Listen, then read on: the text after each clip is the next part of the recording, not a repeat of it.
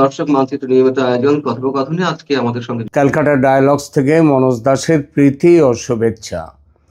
বাংলাদেশে জোর জল্পনা চলছে শেখ হাসিনা দেশে ফিরবেন পশ্চিমা কূটনীতিকদের প্রত্যক্ষ নজরদারিতে। একরকম বলতে গেলে তারেক রহমান সরকারের মনে কোনো অসৎ উদ্দেশ্য যদি থাকেও শেখ হাসিনা দেশে ফেরার পর তাকে নিয়ে কি করা হবে সেই বিষয়ে তো সেরকম কোনো অসৎ উদ্দেশ্য থাকলেও তার করার কিছু নেই। একই রকম আরেকটি জোর জল্পনা 2027 অক্টোবরের মধ্যে নতুন করে নির্বাচন হবে আওয়ামী লীগকে নিয়ে। সেই নির্বাচনে আওয়ামী লীগ ক্ষমতায় আসুক, এটাই চায় এখন আমেরিকা সহ সমগ্র পশ্চিম দুনিয়া, এমনকি রাশিয়াও এটাই চাইছে। আর ভারত যে শেখ হাসিনাকে চায় এটা তো বলাই বাহুল্য। গত 5 আগস্ট দিল্লিতে প্রেস কনফারেন্সে শেখ হাসিনাকে রীতিমতো উৎফুল্ল দেখাচ্ছিল এই কারণেই। এই জল্পনার বাস্তব ভিত্তির ব্যাপারে কোনো প্রকাশ্য তথ্য আমার হাতে এই মুহূর্তে নেই, সেটা দিতে পারবো না, থাকা সম্ভব নয়। কারণ কূটনীতিতে সব কিছু একেবারে লিখিত পড়িত হয় না। কূটনীতিতে চোখের সামনে যা ঘটে, চোখের আড়ালে ঘটে তার অনেক বেশি। আর কথায় আছে, যা রটে তার কিছু তো ঘটেই। সুতরাং জল্পনা বলে উড়িয়ে না দিয়ে দেখা যাক সত্যিই কি কোনো বাস্তব ভিত্তি আছে এমন জল্পনার। যদি থাকে তো কি সেই বাস্তব ভিত্তি? এই আলোচনার দুটি অংশ। এক, পৃথিবীর কোন কোন দেশ কেন হাসিনাকে ফেরাতে চাইছে, এবং দ্বিতীয় অংশ, বাংলাদেশের সাধারণ মানুষ যে জল্পনা করছে তারাও কি চায় হাসিনা দেশে ফিরুন, তিনি ক্ষমতায় আসুন। কেন চায়? শেখ হাসিনার দেশে ফেরা, পশ্চিমা ডিপ্লোম্যাটদের পর্যবেক্ষণ এবং 2027 সালের মধ্যে সব দলের অংশগ্রহণে সম্ভাব্য নির্বাচন নিয়ে রাজনৈতিক বিশ্লেষণে নানা জল্পনা কল্পনা তৈরি হয়েছে। গত 5 আগস্ট দিল্লিতে আয়োজিত ভার্চুয়াল প্রেস ইন্টারঅ্যাকশনে শেখ হাসিনার বক্তব্য এবং ডিসেম্বরের মধ্যে দেশে ফেরার ঘোষণা এই আলোচনাকে নতুন মাত্রা দিয়েছে। এই ধরনের জল্পনা কল্পনা তৈরি হওয়া বা রাজনৈতিক অঙ্গনে তা আলোচনার কেন্দ্রবিন্দুতে আসার পেছনে থাকে অনেক ভৌগোলিক, রাজনৈতিক, কৌশলগত কারণ। আন্তর্জাতিক পরাশক্তি যারা মাত্র 2 বছর আগে অনেক ষড়যন্ত্র করে ক্ষমতাচ্যুত করেছিল শেখ হাসিনাকে, তারা যদি আবার এখন সেই শেখ হাসিনাকে ক্ষমতায় ফিরিয়ে আনতে চায় তাহলে মানতেই হবে বড় কিছু পরিবর্তন ঘটে গেছে। বিকল্প সরকারের কাছে যে প্রত্যাশা ছিল সেটা পূরণ হয়নি, এটা একটা বড় কারণ। পশ্চিমা শক্তি কেন চলে গিয়েছিল শেখ হাসিনার বিরুদ্ধে? কারণ তাদের অভিযোগ ছিল শেখ হাসিনার আমলে যেসব নির্বাচন হয়েছে সেটা অস্বচ্ছ নির্বাচন। তিনি গণতন্ত্রের অপব্যবহার করে ক্ষমতা আঁকড়ে রেখেছেন, এই ছিল অভিযোগ। তার দেশে আইনের শাসন নেই, হাসিনা আমেরিকার কথা মতো চলেন না, তিনি মার্কিন তথা পশ্চিমা স্বার্থের অনুকূল নন। সুতরাং যে মেটিকুলাস ডিজাইনের কথা স্বয়ং বলেছেন ইউনূস, সেই ডিজাইন পশ্চিমের পরাশক্তিরা মিলেমিশে কার্যকর করেছিল বাংলাদেশে, এটা অনেকেরই দৃঢ় বিশ্বাস। শেখ হাসিনা চলে গেলেন, তারপর কি হলো? মার্কিন যুক্তরাষ্ট্র, ইউরোপীয় ইউনিয়ন সাধারণত একক কোনো দলের প্রতি বা ব্যক্তির প্রতি সমর্থন দেওয়ার চেয়ে রাজনৈতিক প্রক্রিয়ার আন্তর্জাতিক গ্রহণযোগ্যতা ও তার স্থায়িত্ব নিশ্চিত করতে বেশি আগ্রহী। যে কোনো নির্বাচন যদি দেশের অন্যতম বড় রাজনৈতিক দলকে সম্পূর্ণ বাইরে রেখে অনুষ্ঠিত হয়, যেটা তারা বলেন 2024-এ এবং তার আগের নির্বাচনেও বিএনপিকে বাইরে রেখে হয়েছিল বলে তাদের অভিমত। সুতরাং সেটা যদি হয়ে থাকে তাহলে আন্তর্জাতিক মানদণ্ডে সেসব নির্বাচন প্রশ্নবিদ্ধ হয়। পশ্চিমা কূটনীতিকদের নজরদারির বিষয়টি মূলত একটি গ্রহণযোগ্য ও সহিংসতামুক্ত নির্বাচনের কাঠামোর ইঙ্গিত হিসেবে বিশ্লেষকদের আলোচনায় উঠে এসেছে এবার। সেজন্যই তারা শেখ হাসিনাকে ফেরত নিয়ে যেতে চাইছেন, তার নিরাপত্তাও দেবেন এবং সেই সঙ্গে আগামী নির্বাচনটাও যাতে স্বচ্ছভাবে হয়, অন্তর্ভুক্তিমূলক সবাইকে নিয়ে হয়, সেই ব্যাপারটাও তারা দেখবেন। রাশিয়ার ক্ষেত্রে এটা কি? রাশিয়ার অর্থনৈতিক ও অবকাঠামোগত স্বার্থ বাংলাদেশে রূপপুর পারমাণবিক বিদ্যুৎ কেন্দ্র সমেত রাশিয়ার একাধিক বড় বিনিয়োগ রয়েছে। মস্কো সব সময় রাজনৈতিক ধারাবাহিকতা ও এমন এক সরকারের উপস্থিতি পছন্দ করে যা বিগত চুক্তিগুলোর বিশ্বস্ততা বজায় রাখে। ভারতের নিরাপত্তাগত কৌশলগত অবস্থানটা কি? ভারত দীর্ঘমেয়াদে তার পূর্ব সীমান্তে একটি বন্ধুত্বপূর্ণ ও স্থিতিশীল সরকার দেখতে চায়। ঐতিহাসিকভাবে আওয়ামী লীগের সাথে ভারতের গভীর নিরাপত্তা ও রাজনৈতিক সম্পর্ক রয়েছে। দিল্লি বিশ্বাস করে যে আঞ্চলিক সন্ত্রাসবাদ দমন এবং উত্তর পূর্ব ভারতের নিরাপত্তার স্বার্থে বাংলাদেশে একটি স্থিতিশীল রাজনৈতিক সমঝোতা জরুরি। শেখ হাসিনার পতনে ভারত ও রাশিয়ার কোনো ভূমিকা ছিল না, ওটা ছিল একান্তভাবেই আমেরিকা ও পশ্চিমা শক্তির খেলা। কিন্তু শেখ হাসিনার পতনে পশ্চিমা শক্তি যা চেয়েছিল তা তো পেলই না, উল্টে অবস্থা আরও খারাপ হলো। আইনের শাসন একেবারে ভেঙে পড়ল। স্বচ্ছ ও সুস্থ গণতন্ত্র যতটা ছিল শেখ হাসিনার আমলে, সেটাও চলে গেল ইউনূসের আমলে। অক্ষম প্রশাসনে দেশের অর্থনীতি মুখ থুবড়ে পড়ল। বিচার বিভাগ আক্রান্ত মবক্রেসির হাতে। মব যাকে খুশি তাকে মারছে, বিচার নেই। সংবাদপত্রের স্বাধীনতা নেই। নতুন বিপদ হলো ধর্মীয় মৌলবাদের প্রচণ্ড বিস্তার এবং আমেরিকার চাওয়াকে অগ্রাহ্য করে চীনের সঙ্গে অতিমাত্রায় দহরম মহরম। আর এই সব কিছুর নিট রেজাল্ট, চীন বাদে সমস্ত পরাশক্তি একজোটে সিদ্ধান্ত নিয়েছে বাংলাদেশকে বাঁচাতে শেখ হাসিনাকে চাই। বড় কারণ আওয়ামী লীগের দীর্ঘ ট্র্যাক রেকর্ড, দৃঢ় ও শক্ত ভোট ব্যাংক। দীর্ঘ 15 বছরের বেশি সময় ক্ষমতায় থাকার কারণে দেশের প্রশাসন, ব্যবসা বাণিজ্য, গ্রাসরুট লেভেল রাজনৈতিক কাঠামোর একটা নির্দিষ্ট অংশে আওয়ামী লীগের সমর্থন ভিত্তি রয়ে গেছে। রাজনৈতিক বিশ্লেষকদের মতে একটি বৃহৎ জনগোষ্ঠীকে দীর্ঘকাল রাজনৈতিক প্রক্রিয়ার বাইরে রাখলে তা দেশে স্থায়ী রাজনৈতিক অস্থিতিশীলতা বা চরমপন্থার জন্ম দেবে। আইনি প্রক্রিয়া ও আন্তর্জাতিক পর্যবেক্ষণ, শেখ হাসিনার সমর্থক ও বেশ কিছু আন্তর্জাতিক বিশ্লেষক নিরপেক্ষ, তারাও মনে করেন আইনি লড়াই ও আন্তর্জাতিক কূটনৈতিক মধ্যস্থতার মাধ্যমে একটি মধ্যবর্তী সমাধানের রাস্তা খোঁজা হতে পারে, যেখানে সরাসরি ক্ষমতা হস্তান্তর না হলেও রাজনীতিতে অংশগ্রহণের সুযোগ তৈরি হতে পারে। শেখ হাসিনাকে কেন্দ্র করে এসব জল্পনার মূল কারণ হলো ভূ রাজনৈতিক শক্তিগুলোর নিজেদের কৌশলগত নিরাপত্তা নিশ্চিত করার ইচ্ছা এবং বাংলাদেশে একটি স্থায়ী ও গ্রহণযোগ্য শাসন ব্যবস্থা গড়ে তোলার বৈশ্বিক তাগিদ। সারা বিশ্ব জুড়ে এই তাগিদ। বোঝা গেল কেন পশ্চিমা বিশ্ব চাইছে যে শেখ হাসিনা ক্ষমতায় ফিরুন।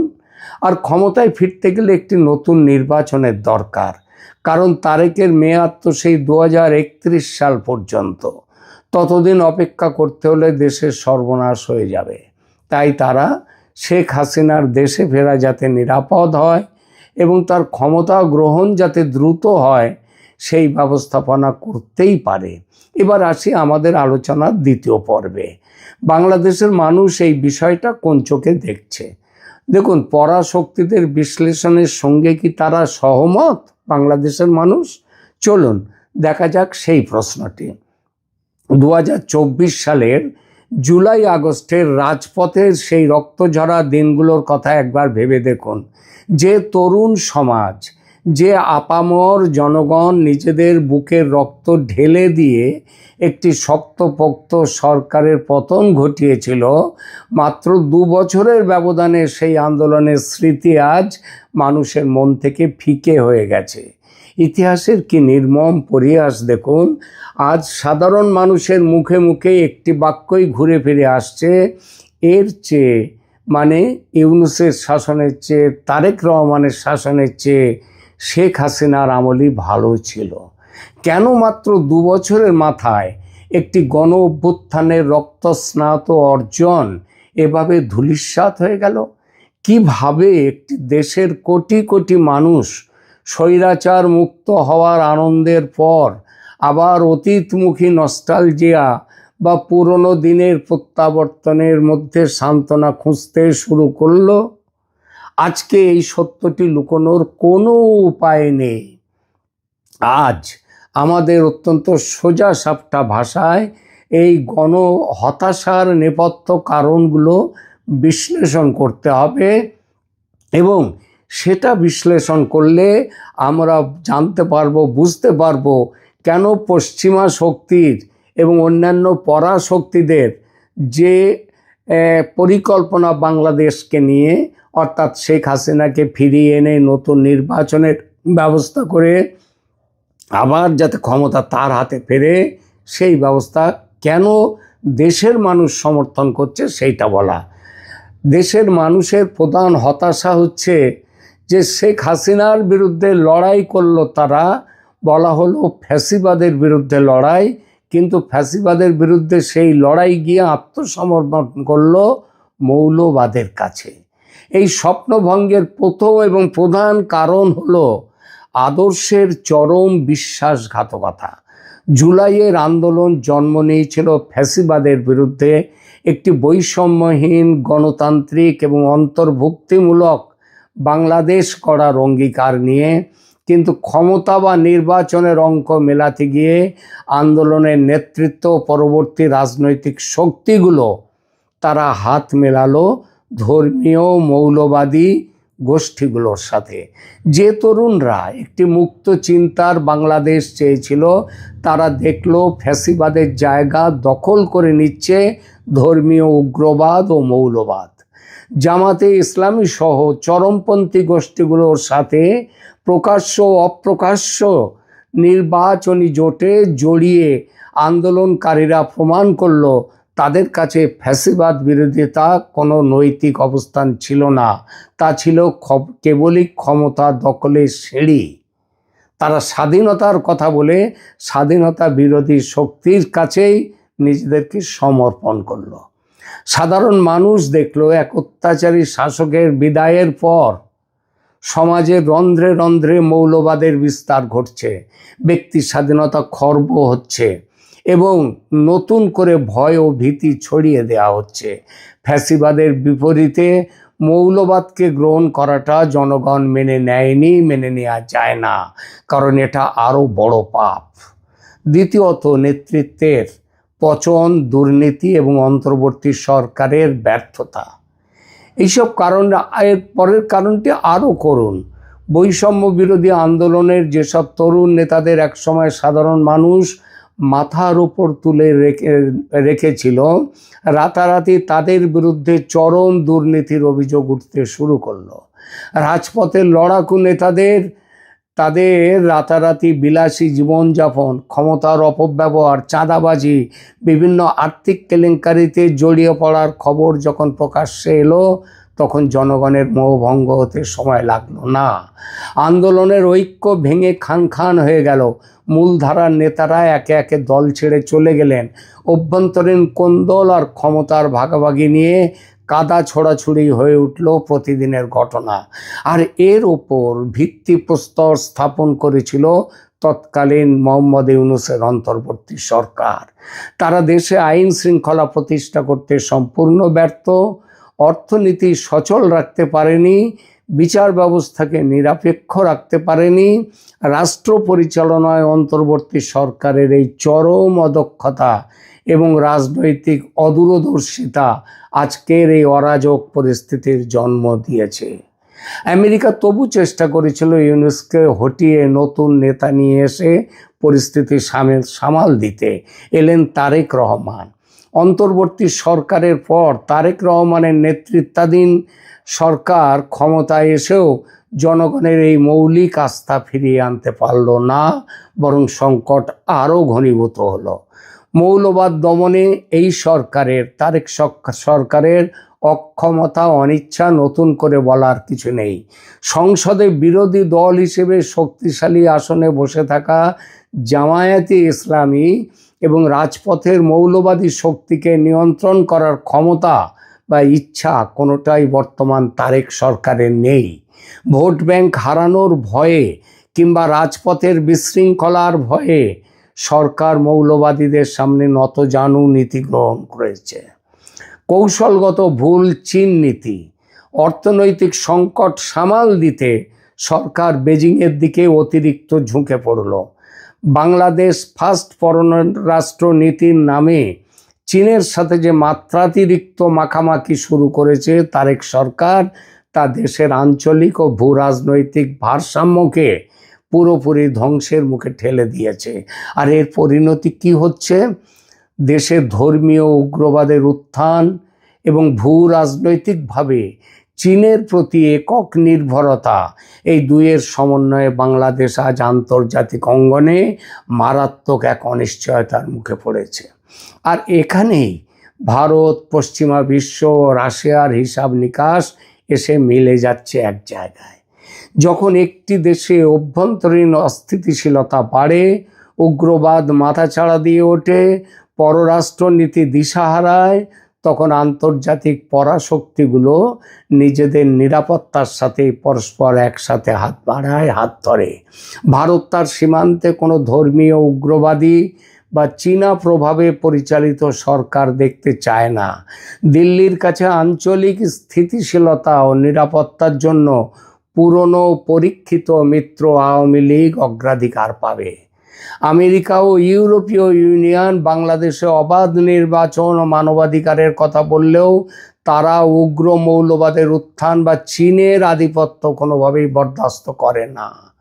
ফলে 2027 সালের মধ্যে শেখ হাসিনা বা আওয়ামী লীগকে অন্তর্ভুক্ত করে একটি আন্তর্জাতিকভাবে স্বীকৃত নির্বাচনের যে জল্পনা চলছে, তার পেছনে এই বৈশ্বিক পরাশক্তিগুলোর নীরব সম্মতি ও প্রত্যক্ষ পর্যবেক্ষণের সম্ভাবনা উড়িয়ে দেওয়া যায় না। আর সেটাই বলা হচ্ছে। আর জল্পনা যা চলছে এখন বাংলাদেশে, যে পশ্চিমা শক্তির নিরপেক্ষ অবস্থানে তাদের সহযোগিতায় শেখ হাসিনা ফিরছেন দেশে। দ্বিতীয়ত, আর একটা ভোট খুব শিগগিরই হতে চলেছে। এটা তাই কোনো অলস মস্তিষ্কের জল্পনা নয়। ইতিহাস কাউকে ক্ষমা করে না। গণ অভ্যুত্থানের মাধ্যমে জড়িত যে সমস্ত অর্জিত যে সুযোগগুলো, সেগুলো যখন দুর্নীতির মাধ্যমে কলঙ্কিত করা হয়, যখন ফ্যাসিবাদের একটা স্ট্যাম্প লাগিয়ে তার বিকল্প হিসেবে ধর্মীয় উগ্রবাদকে মেনে নেওয়া হয়, তখন সাধারণ মানুষ অতিষ্ঠ হয়ে ওঠে। আজ মানুষ যখন দেখে তাদের দৈনন্দিন জীবনযাত্রার ব্যয় আকাশচুম্বী, রাস্তায় আইন শৃঙ্খলার বিন্দুমাত্র নিশ্চয়তা নেই এবং সমাজ জুড়ে মধ্যযুগীয় উগ্রতার দাপট, তখনই তারা পেছনের দিকে তাকায়। শেখ হাসিনার আমলের স্বৈরাচারী রূপকে আড়াল করে মানুষ তখনকার অর্থনৈতিক স্থিতিশীলতা, নিরাপদ জীবনের স্মৃতিকে আঁকড়ে ধরতে চায় এবং ধরছে। জুলাই অভ্যুত্থানের বীরত্ব আজ ব্যর্থ রাজনীতির বলি হয়েছে। আর এই ব্যর্থতার সুযোগেই রাজনীতিতে শেখ হাসিনার প্রত্যাবর্তন এবং 2027-এর নির্বাচনকে ঘিরে বৈশ্বিক পরাশক্তিগুলোর নতুন ছক আজ এত জীবন্ত ও বাস্তব রূপ লাভ করেছে। অর্থাৎ হাসিনা ফিরছেন খুব শীঘ্রই, ডিসেম্বরের আগেই, ডিসেম্বরের মধ্যেই, আর তারপরে খুব শীঘ্রই একটি ভোটও হচ্ছে। আজকে